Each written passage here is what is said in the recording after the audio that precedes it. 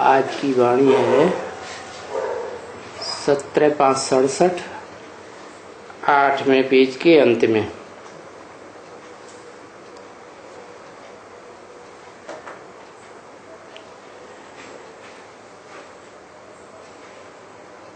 बताया बुद्धि का ताला कैसे खुलेगा। माया बुद्धि का ताला लगाती है।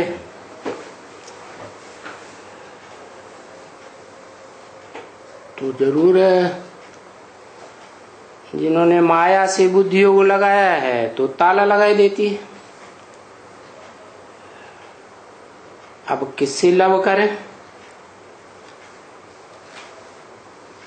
कि जो ऊंचे ते ऊंचे है उससे लव करेंगे तो ताला खुलेगा।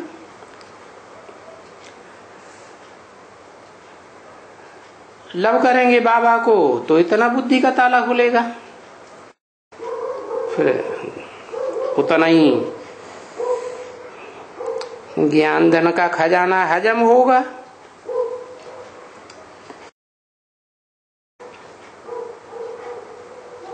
और फिर तुम डबल फैन तो पृष्ठ बन जाएंगे। डबल बने, एक तो बेसिक नॉलेज वाले, बेसिक नॉलेज के बतौर ज्ञान धन दान करने वाले, फिर मनन चिंतन मंथन के द्वारा इस ज्ञान को विस्तार में ले जाकर गहराई तक समझाने वाले। तो देखो, एक तो सब कुछ तन मन धन भी देते हो,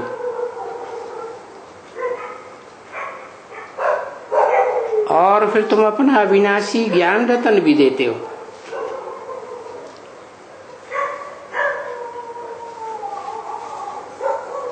तन मन और धन ये तो देह से कनेक्टेड है, और फिर बेहद में भी है।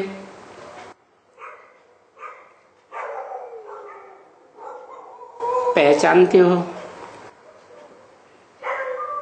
कि वो तन कौन सा है, शरीर रूपी रथ कौन सा है।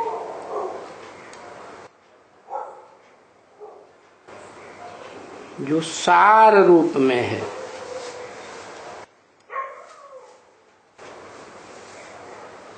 और फिर हर एक का अपना अपना सार अलग अलग है ना।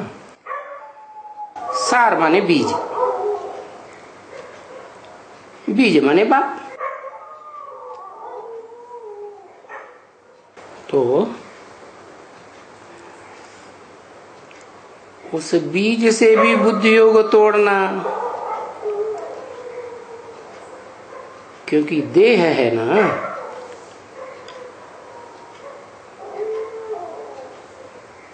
और देह से बुद्धियों को तोड़ेंगे तो आत्मा के बाप में बुद्धि लगेगी। वही तो है बुद्धिमानों की बुद्धि। और तन में जो मन है उस बीज रूप आत्मा में, या कोई भी धर्म पिता में जो बीज रूप हैं, उनमें अपना मन भी तो होता है। अपने तरह की मनन चिंतन मंथन की शक्ति होती है, तो उसको भी तो त्यागना है। कहाँ लगाना है? जहां मन है ही नहीं। आत्माओं के बाप में मन है, मनन चिंतन मंथन करने के लिए नहीं।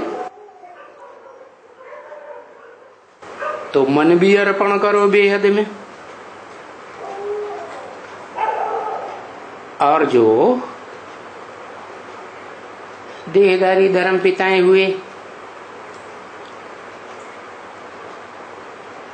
उनसे जो धन मिला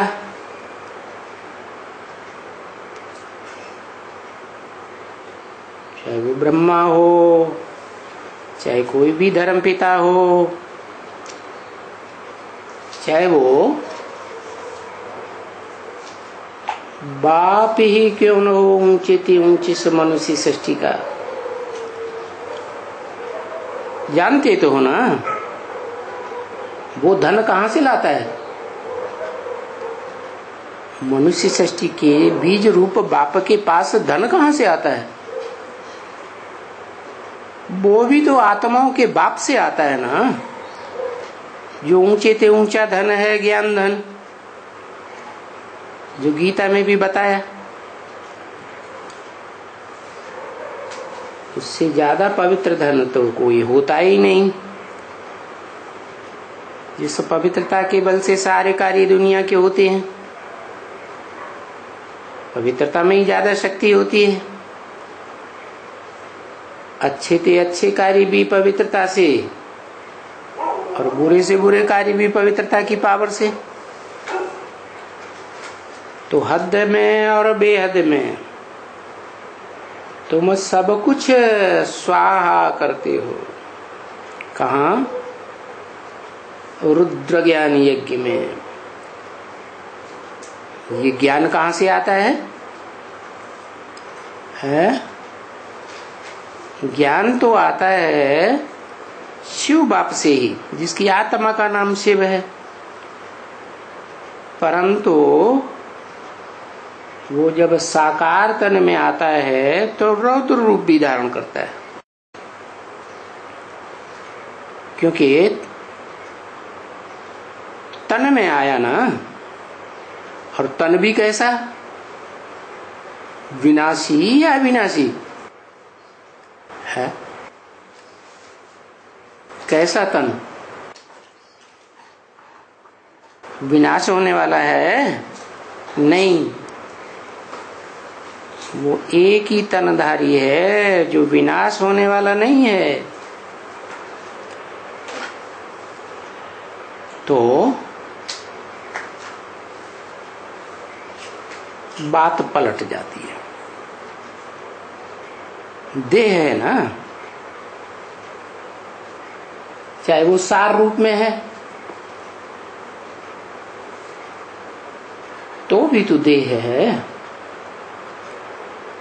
और उस सार रूप में भी जिसे कहते हैं सार रूप बिंदु बिंदु आत्माएं जहां रहती हैं, भले तुरी आलोक हो जाता है, लेकिन कोई आत्मा सदाकाल तो वहां नहीं रह सकती।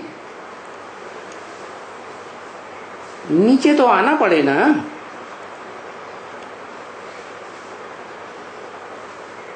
तो आत्म की स्थिति है ऊंची भावना, देह की स्थिति है नीची भावना।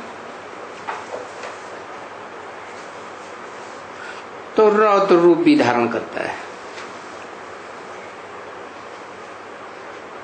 तो देखो, तुम अपने पास जो कुछ भी है, क्योंकि ज्ञान धन भी हर एक के पास अपना अपना नंबरवार है। जो कुछ भी है माना नंबरवार है ना, तो वो देते हो।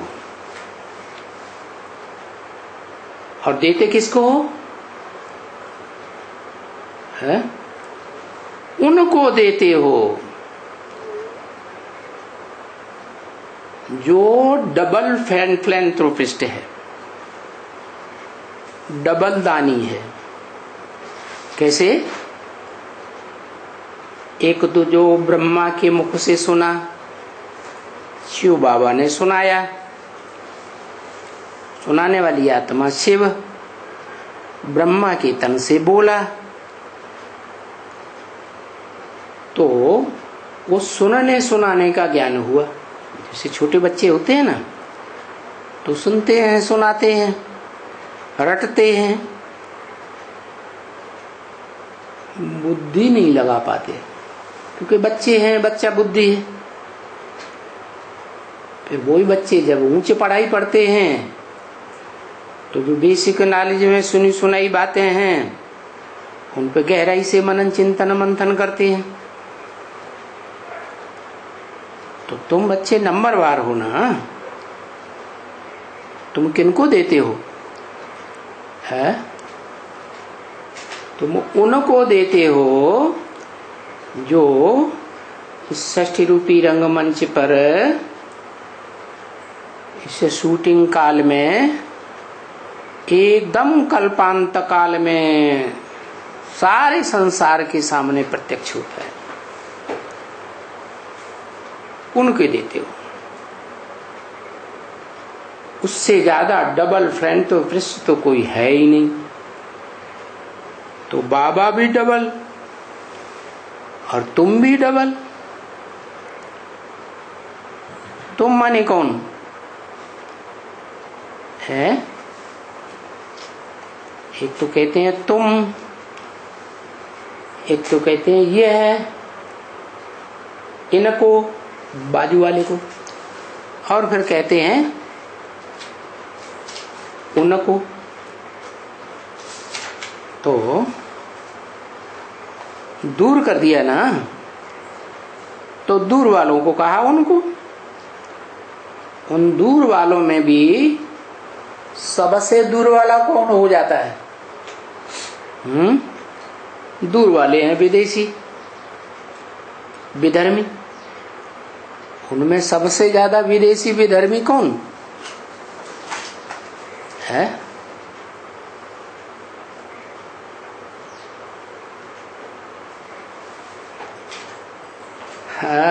वो नास्तिकों का भी बाप है, वो उनका भी बीज रूप बाप है ना। तो वो तो कहता ही है क्या, बाप क्या बनकर आए हैं? विदेशी बनकर आए हैं। तो विदेशियों का भी बाप हुआ ना।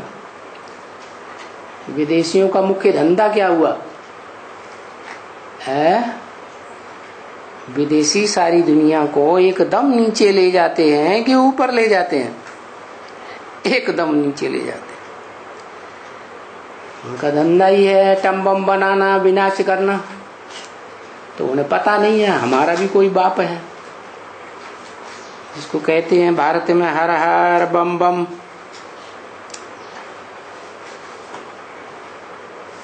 तो ये अविनाशी ज्ञान रतन है।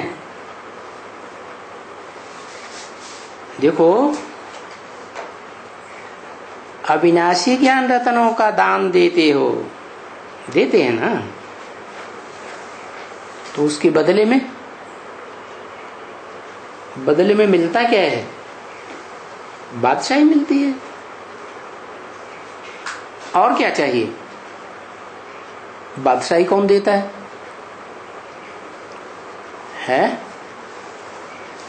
ये बादशाही कैसे मिलती है?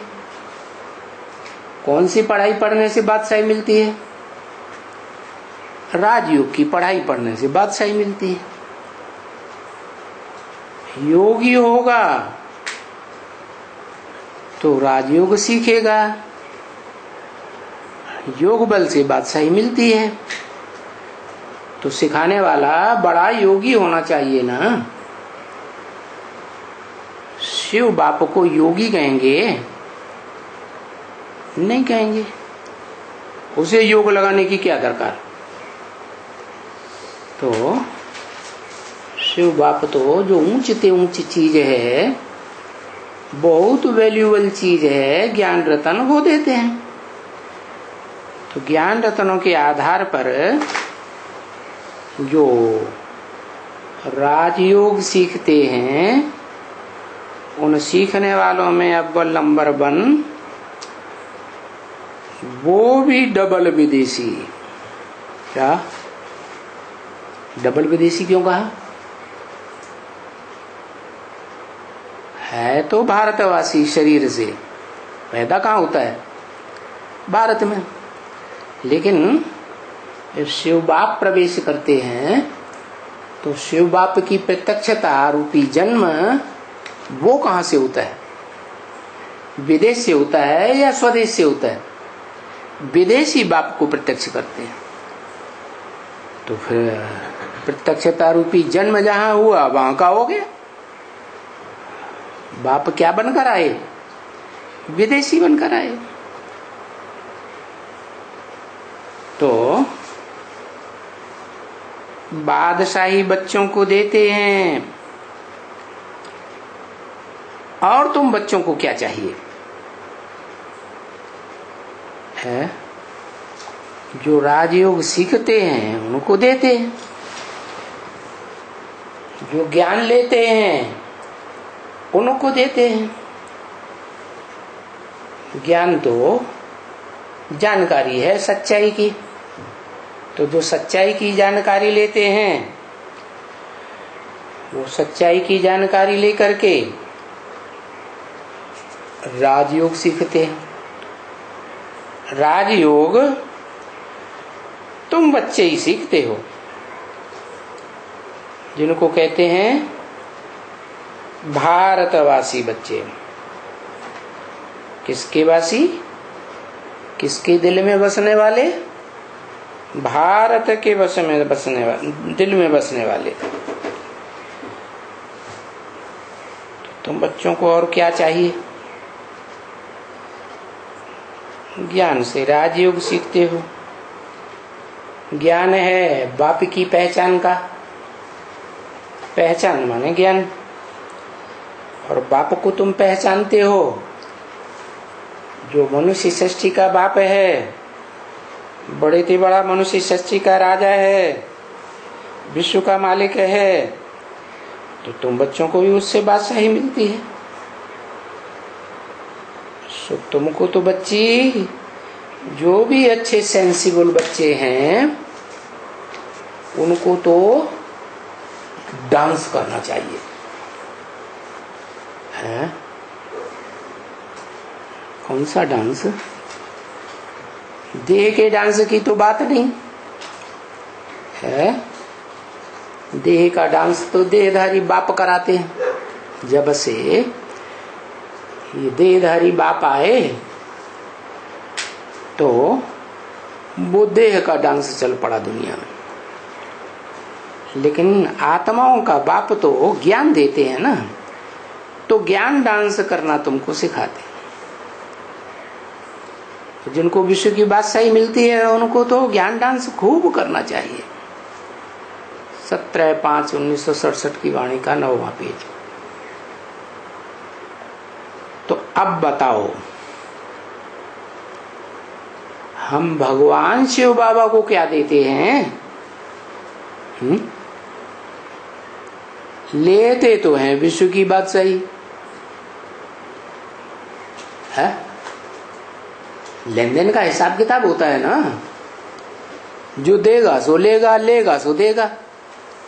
तो तुम विश्व की बादशाही तो लेते हो भगवान बाप से, तो बाप को क्या देते हो है? अरे कुछ देते हो कि नहीं है? बाप को लव देते हो। कैसा लव? क्या लव देते हो? अब भी बेचारी याद, क्या? एक बाप की याद, कोई दूसरे की याद नहीं।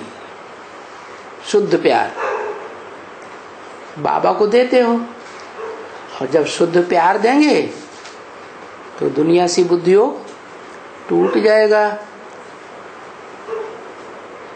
विकार की बात ही खत्म। विकार का मतलब ये है, वे माने विपरीत, कार माना कार्य। तो फिर बाप जैसे चलाते हैं वैसे चलते हो। तो बाप तो अच्छा कर्म करना सिखाते हैं ना ज्ञान के आधार पर है। विपरीत कर्म थोड़ा ही सिखाएंगे। विपरीत कर्म करते हैं बाप के बताए अलावा तो विकार कहा जाता है। तो जैसे कि तुम विकारों का भी दान कर देते हो। अगर करनी घोर को भी देते हैं तो भी भक्ति मार्ग में ईश्वर अर्थ करके ही देते हैं ना, है? इसका मतलब क्या हुआ? भक्ति मार्ग में ये परंपरा चली आई है। ईश्वर ने आकर के करनी घोर ब्राह्मण का पार्ट बजाया। क्या तुम बढ़िया बढ़िया चीज है ना दो नई नई, क्या करो? जो भी पुरानापन है, पुराना है, मरते हैं तो जो कुछ पुरानी चीजें होती है मरने वाले की, वो सब करनी घोर को दे देते हैं। तो ये विकार क्या है? ये पुराने हैं ना। ये जो तुमने जन्म जन्मांतर द्वापर युग से लव किया, प्यार किया, वो विकारी प्यार किया ना, व्यभिचारी प्यार किया ना। तो ये व्यभिचारी प्यार, ये विकार, ये सब तुम ईश्वर को देते हो। भक्ति मार्ग में देते हैं ना ईश्वर को, करनी घोरों को देते हैं। क्या? एक ब्राह्मण होते हैं करनी घोर ब्राह्मण, नाम है करनी घोर, घोर कर्म करते हैं और कहे जाते हैं महाब्राह्मण। छोटे मोटे ब्राह्मण नहीं। तो यहां भी क्या है? यहां भी तुम किसको देते हो? है ब्राह्मणों में जो सबसे बड़ा ब्राह्मण है, चोटी का ब्राह्मण, उसको कहते भी है महादेव। देवताओं को भी दान दे, देवताओं के नाम से भी दान देते हैं ना। कोई भूत प्रेतों को अर्पण करते हैं, कोई देवताओं को अर्पण करते हैं, कोई ईश्वर को अर्पण करते हैं।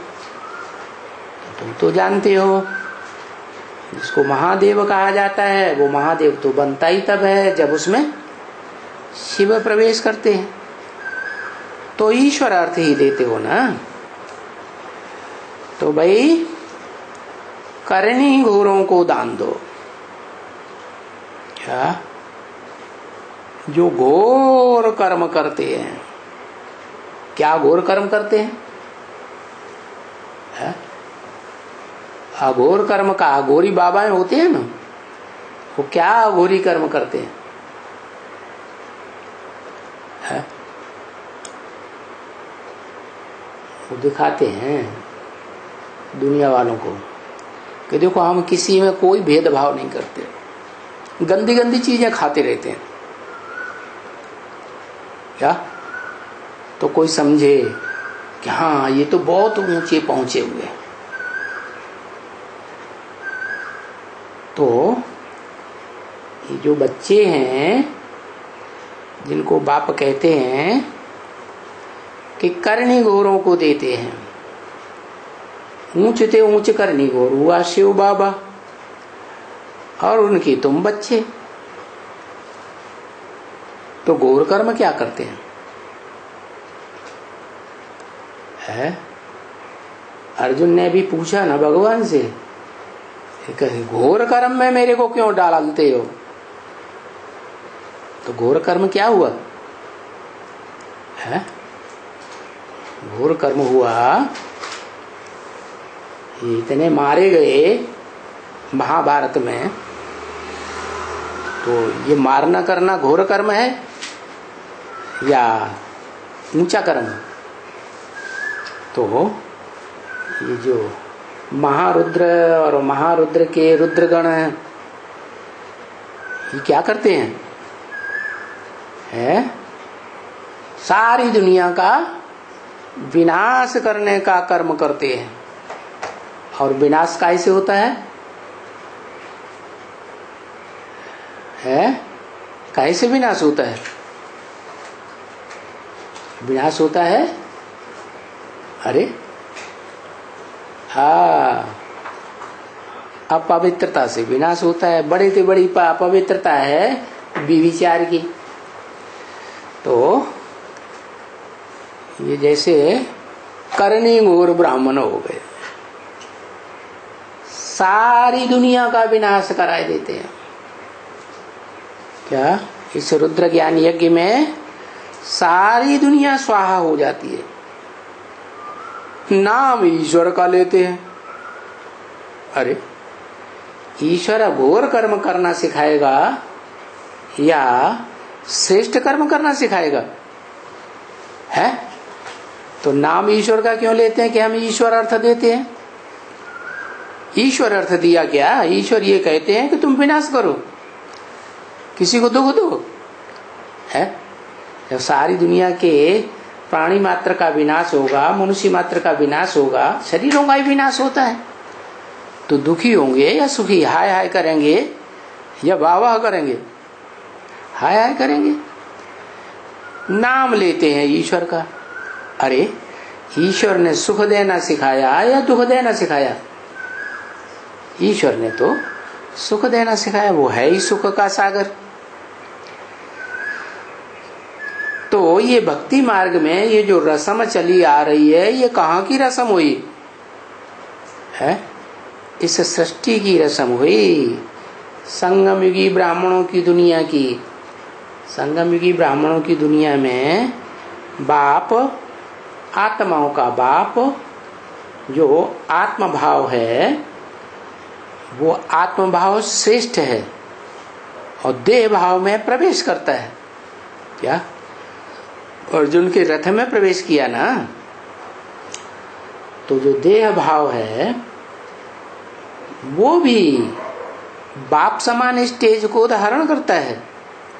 लेकिन जैसे बाप सदा सर्वदा के लिए अविनाशी है, निराकारी है, निर्विकारी है, ऐसे बनकर रहता है, रहता है,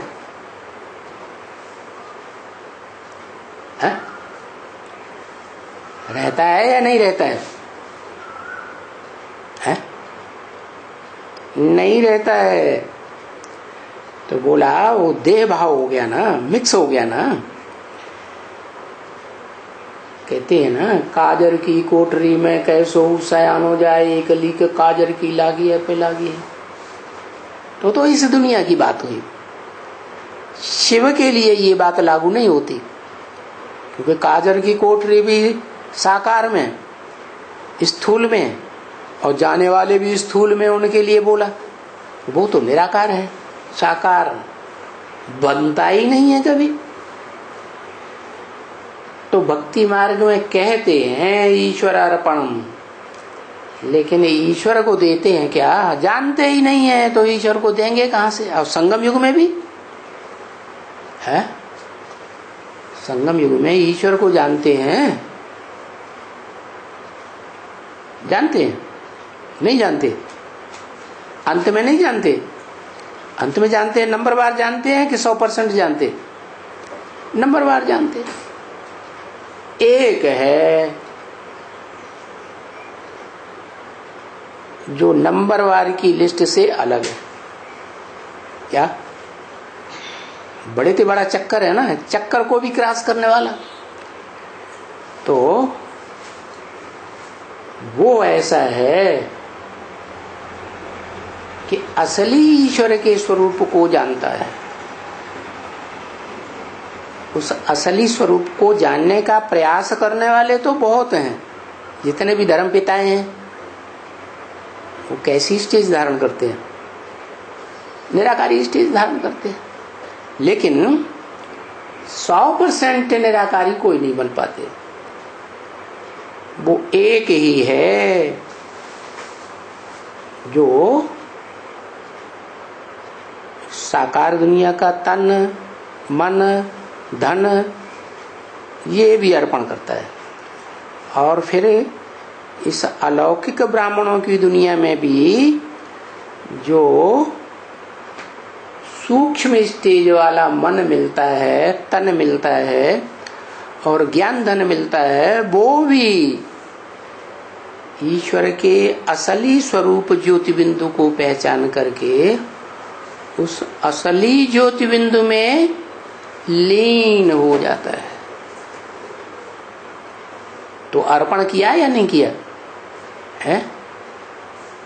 तो भक्ति मार्ग में कहते हैं ईश्वर समर्पणाय नमः, श्री कृष्णम अर्पणाय नमः, ऐसे कहलाते हैं ना। अब बताओ, ईश्वर कोई भूखा है क्या जो उसको अर्पण करते हो? है?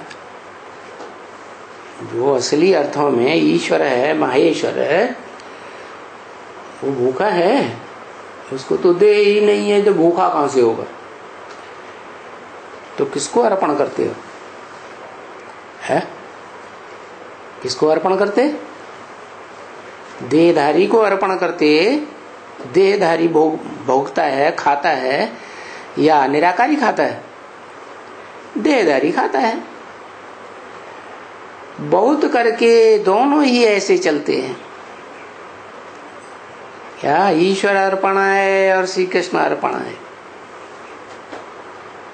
वाह, तो दोनों को भिखारी बनाई दिया।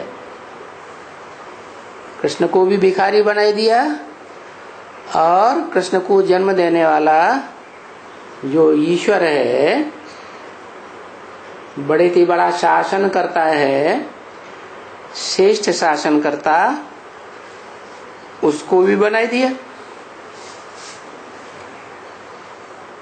करनी घोर ब्राह्मण, माने दान लेने वाला भिखारी बनाई दिया है। अब वो भिखारी बनने वाले हैं या अव्वल नंबर के पुरुषार्थी है राम और कृष्ण? वो तो बढ़िया पुरुषार्थी है ना।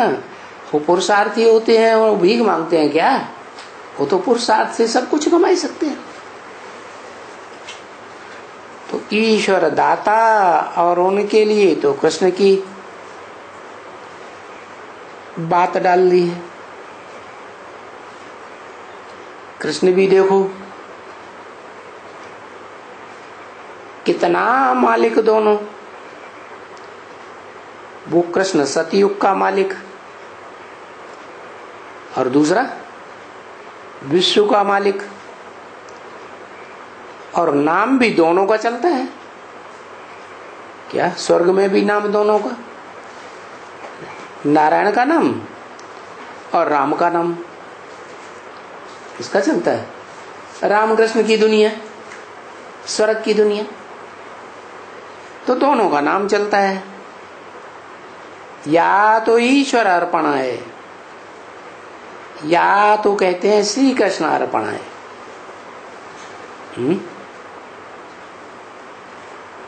और वो विश्व का मालिक कौन?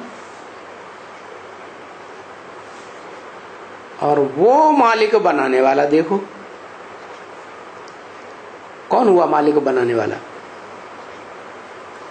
है। विश्व का मालिक कौन हुआ?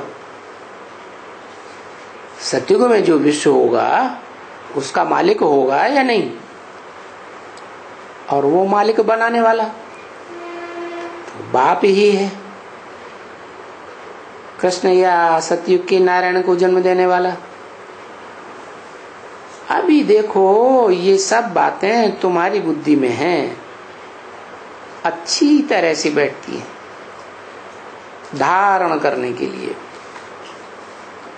अच्छा, कहते हैं ना हम कितना कितना सुनाते रहते हैं, सुनाते तो ढेर सारा है, कुछ धारण भी तो करो ना। क्या भक्ति मार्ग में क्या करते हैं? सत्संगों में कितना सुनते हैं, कितना गुरु लोग सुनाते हैं, फिर वहां सुना और झाड़ दिया, बाहर निकले। तो यहाँ भी शूटिंग होती है, इतना सुनाते हैं, धारण कुछ भी नहीं होता। अच्छा, फिर भी कुछ धारण नहीं होता है, कुछ धारण न हो तो भला कम से कम बाप को तो याद करो, है? कौन से बाप को याद करो, है? जो बाप वर्षा देने वाला है मुक्ति और जीवन मुक्ति का। पहले तो बाप खुद मुक्ति लेता है, जीवन में रहते रहते जीवन मुक्ति लेता है। तो जो बाप है जीवन मुक्त पद पाने वाला विष्णु रूप, वो तो अगले जन्म की बात हुई। बाकी पद्धति की बात तो जो है वो तो ब्रॉड ड्रामा में मिलेगा। यहाँ तो तुम बच्चे सेवाधारी हो ना,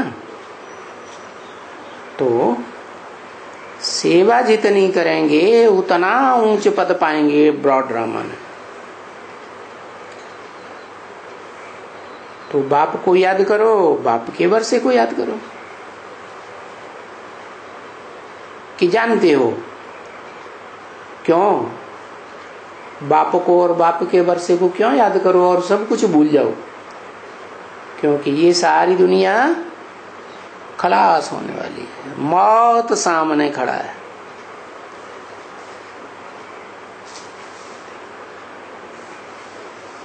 तो क्या बाप बचा रहेगा?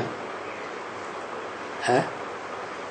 हाँ, सारी दुनिया खलास हो जाएगी, सबकी मौत सामने है। एक बाप तो विश्व का बाप तो बचेगा ना। तो उस बाप को याद करो और बाप से जो प्राप्ति होती है जन्म जन्मांतर की आत्मा को, उस बाप के वर्षे को याद करो। अभी संगम युग में बाप को याद करने से क्या, और बाप की मत पर चलने से है तुम्हें, तुम्हारी आत्मा को जन्म जन्मांतर की बहुत प्राप्ति होती है। बाप भी बड़ा चक्कर है ना, 84 के चक्कर को क्रॉस करने वाला है ना। तो तुम भी इस ब्रॉड ड्रामा में जन्म जन्मांतर प्राप्ति करेंगे, बाप की मत पर प्राप्ति करेंगे। कहते हैं बच्चे अभी सबकी याद छोड़ करके, सबसे बुद्धि योग का संग तोड़ करके मुझ संग जोड़ो, तो क्या होगा? तुम्हारे विकर्म विनाश हो जाएंगे। है? किसने कहा? ये किसने कहा? मुझ संग तो जोड़ो और संग तोड़ो। है? तो तुम्हारे विकर्म विनाश हो जाएंगे। जितने पाप कर्म किए हैं जन्म जन्मांतर, विपरीत कर्म किए हैं श्रीमत के बरखिलाफ, वो सब भस्म हो जाएंगे। कब? जब निराकारी स्टेज में टिकने वाले मनुष्य सृष्टि के बाप को याद करेंगे। जिसको याद करेंगे वैसे ही बनेंगे ना। तो उसके 84 जन्मों के हिसाब किताब हैं या नहीं बाप के? और बड़े हिसाब किताब हैं, वो भस्म होते हैं। तो तुम्हारे क्यों नहीं होंगे? है ना? तुम एवर हेल्दी बनेंगे। किस बात से? बाप की याद से। बाप की याद से हेल्दी का क्या कनेक्शन? याद से हेल्दी बनते हैं। क्या? किसकी याद से? कोई देहधारी की याद से हेल्दी नहीं बनते हैं। क्यों? क्योंकि सतयुग से लेकर के कलयुग के अंत तक सभी देहधारी नीचे गिरने वाले हैं। तो किसकी याद से एवर हेल्दी बनेंगे? जो निराकारी स्टेज में टिकने वाला बाप है, उसकी याद से तुम एवर हेल्दी बन जाएंगे। हेल्दी तुम्हारा शरीर जो है जन्म जन्मांतर कैसा बनेगा? हेल्दी बनेगा। बीमारी कम आएगी, उम्र लंबी होगी, और जितना तोड़ेंगे उतना एवर हेल्दी बनेंगे। क्या? और देहधारियों के साथ जितना बुद्धि योग तोड़ेंगे उतना तुम एवर हेल्दी बनेंगे। समझा ना? अच्छा, अगर नहीं कर पाएंगे तो फिर तुमको जन्म देना पड़ता है। क्या? जन्म देना पड़ता है। माना इसी संगम युग में अगर तुम संपन्न निर्विकारी स्टेज वाली आत्मा नहीं बन सकेंगे तो क्या होगा? तुमको शरीर दूसरा जन्म लेना पड़ेगा। विकर्म न विनाश होने के कारण फिर तुमको हम सजा देते हैं। क्या? तुमको हम सजा देते हैं। ये किसने कहा? कौन सी आत्मा ने कहा है? ये कौन सी आत्मा ने कहा हम सजा देते हैं? हम माने एक या दो या चार है? ब्रह्मा ने कहा। ब्रह्मा को खुद ही सजा मिल जाती है, सूक्ष्म शरीर धारण करना पड़ता है, भटकते रहते हैं, सजा मिलती है कि नहीं है? बाप को पहचान पाते थे फिर? तो हम किसने कहा? क्या कहा? शंकर, जिसमें दो आत्माओं का संकरण होता है, एक शिव और एक राम वाली आत्मा, आदम वाली आत्मा। लेकिन शिव क्या सजा देते हैं? नहीं। तो शिव जिसमें प्रवेश करते हैं उसको आप समान बना देते हैं, उसके नाम के साथ शंकर के साथ शिव लगाया जाता है, शिव शंकर भोलेनाथ। तो फिर हम किसके लिए कहा? माना जो आत्मा उनमें प्रवेश है, एक तो शिव और दूसरा ज्ञान चंद्रमा ब्रह्मा की सोई। वो भी तो बेसिक नॉलेज तो देते ही हैं, उस बेसिक नॉलेज को धारण करते हैं? नहीं धारण करते, तो सजा देते हैं और बहुत ही सजा मिलती है। क्या? थोड़ी बहुत सजा नहीं मिलती है। किसको? तुमको। किससे कहा तुमको? है संसार की बीज रूप आत्माओं से कहा कि आधार मूर्त षष्ठी वृक्ष की जड़ों से कहा, या 500-700 करोड़ पत्तों से कहा? बीज रूप आत्माओं से कहा कि तुमको बहुत ही सजा मिलती है। तो फिर जब बहुत सजा मिलेगी तो फिर राजा ही नहीं मिलती है। सजा कम तो राजा ही ज्यादा, सजा बहुत तो राजा ही कम।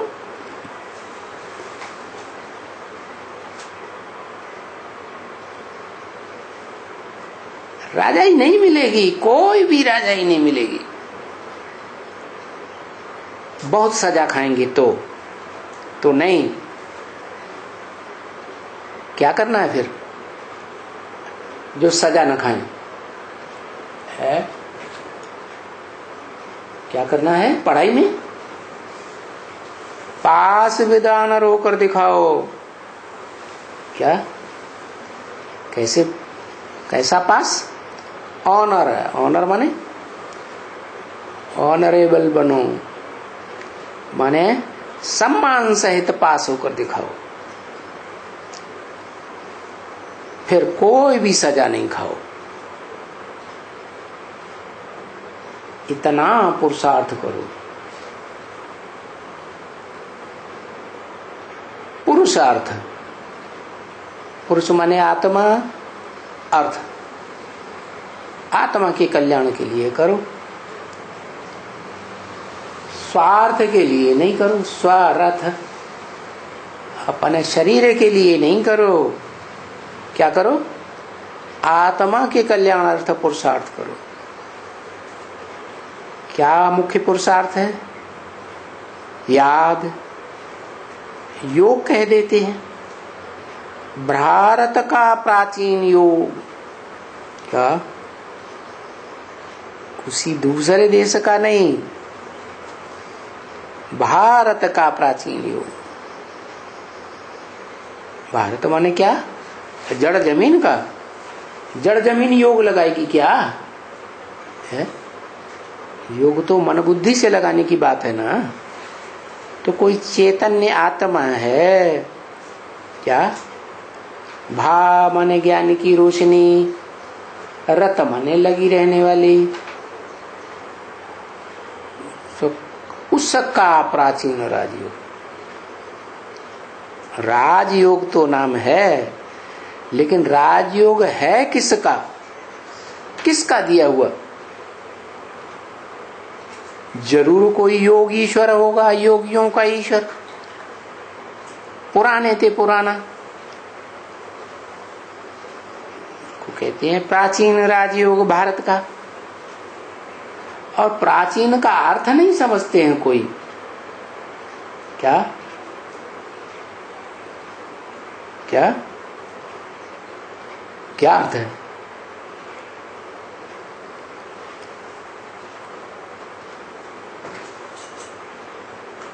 दो शब्द हैं,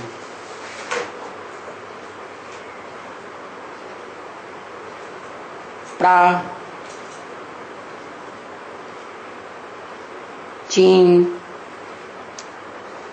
और प्राची भी कहते हैं पूर्व को। क्या?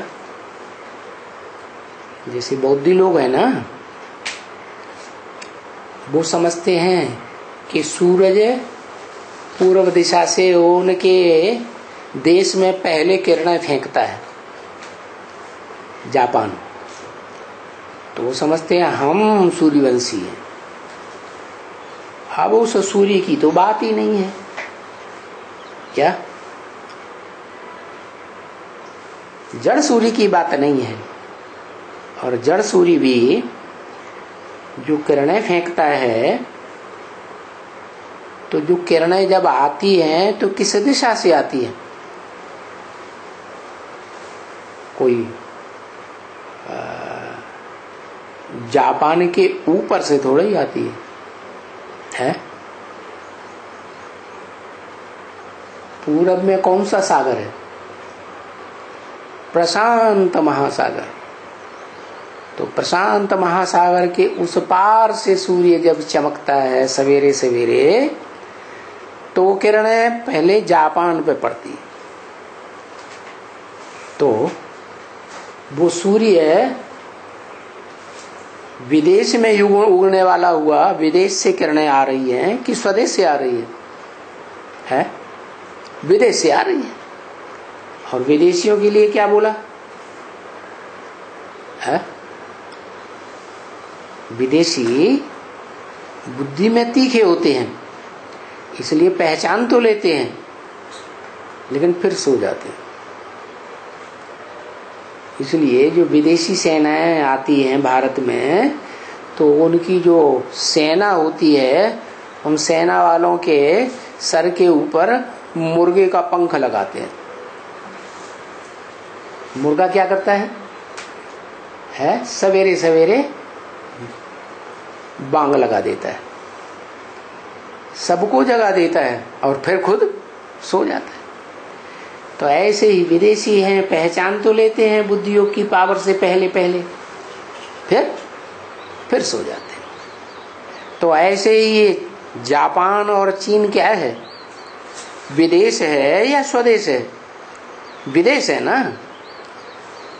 तो वो समझते हैं कि सूर्य प्राची से प्राची माने पूरब से निकलता है और हम सूर्यवंशी हैं।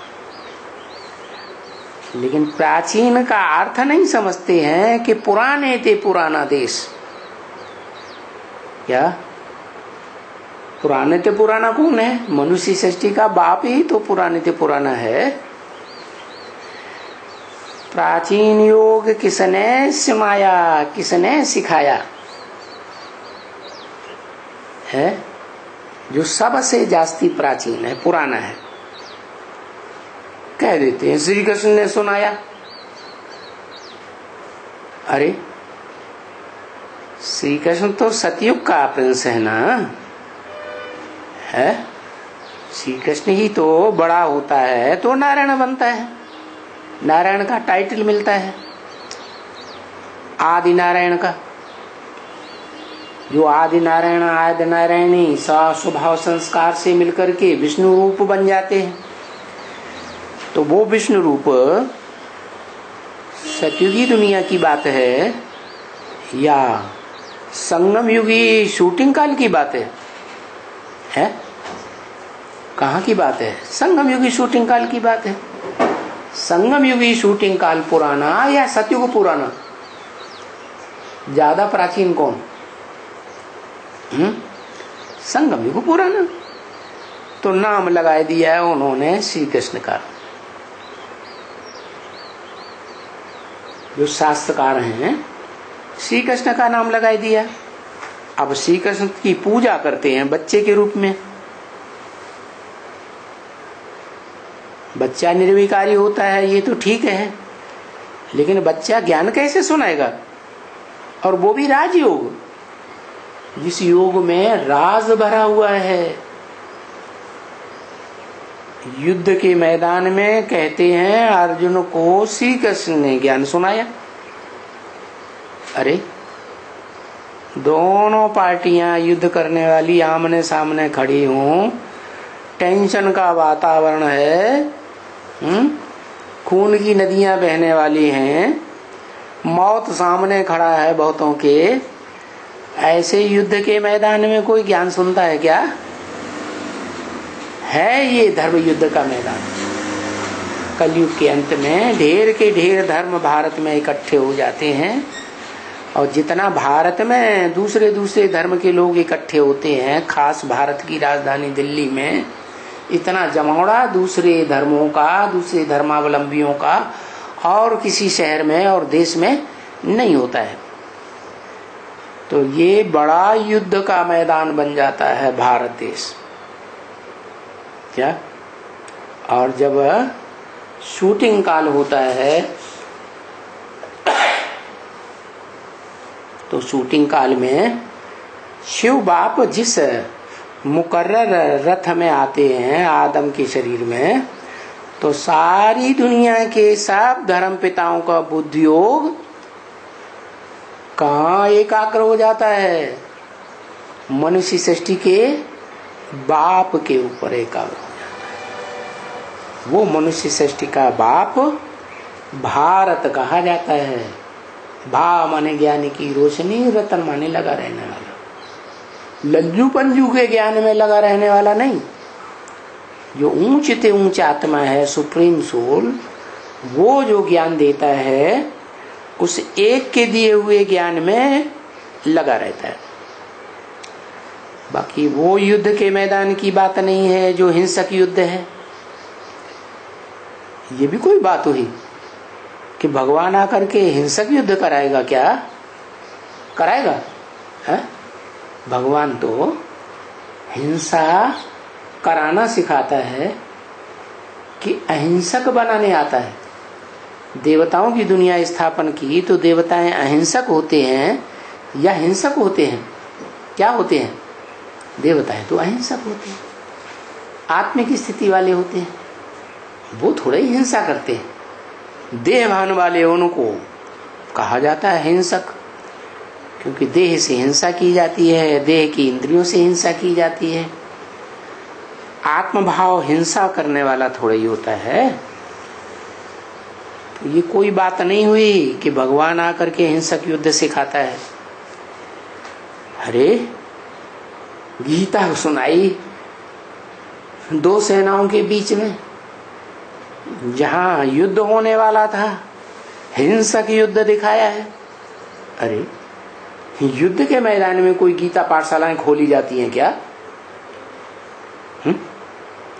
नहीं, ये तो बेहद की बात है जो गीता में भी मनुष्य गुरुओं ने लिखी हुई है।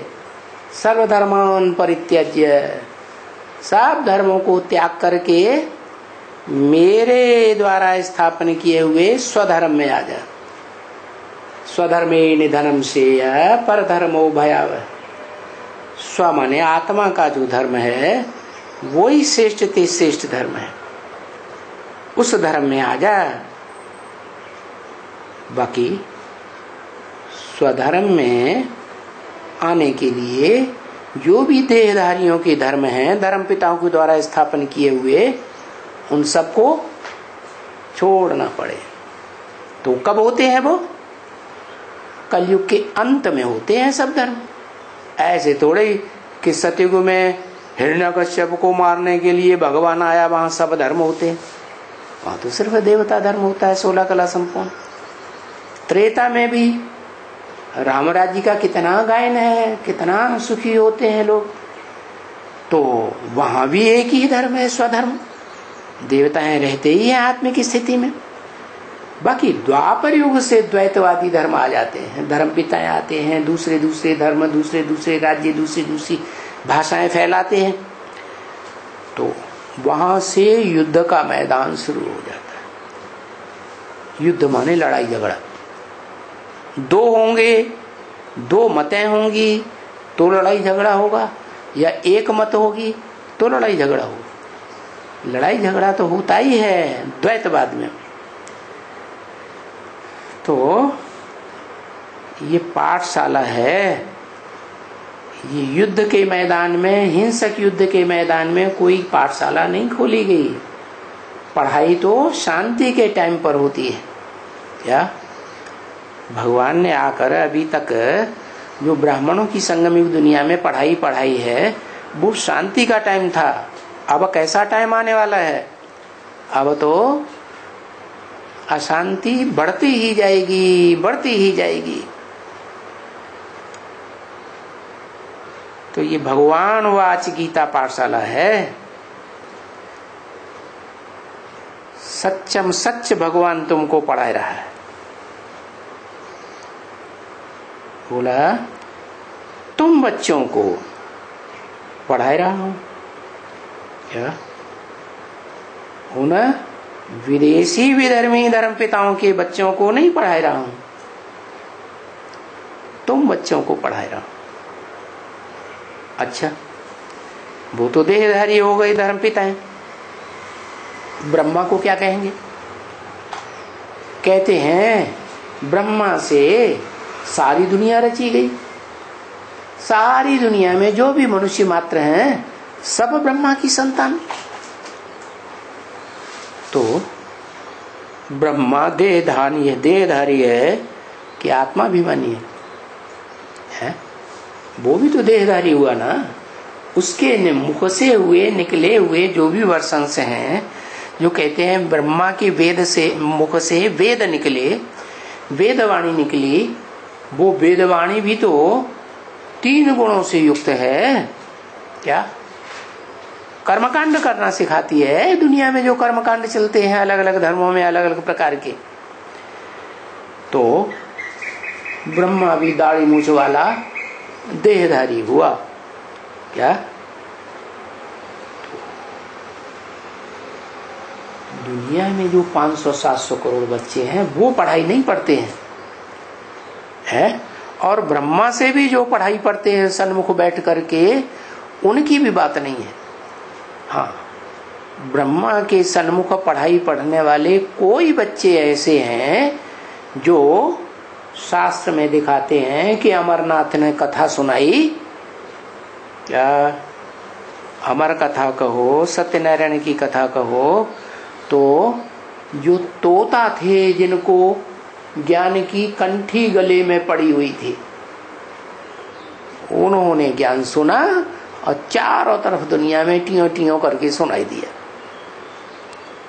बाकी जो कबूतर बुद्धि थे वो तो मंदिर में ही बैठे रहते हैं, गंद करते रहते हैं, वो कोई ज्ञान थोड़ा ही सुनते हैं, क्या गुटगुटाते रहते हैं अंदर ही अंदर, प्राप्ति तो कुछ भी नहीं होती। तो तुम बच्चों को बाप अभी पढ़ाए रहे हैं राजयोग की पढ़ाई, तो ये बड़े से बड़ा सुप्रीम टीचर है। क्या इससे बड़ा टीचर और कोई होता नहीं है। सुप्रीम माने ऐसी पढ़ाई पढ़ाता है जिसमें दुनिया की सब मनुष्य आत्माएं पढ़ाई पढ़ती है, कोई कम कोई ज्यादा। ओम शांति।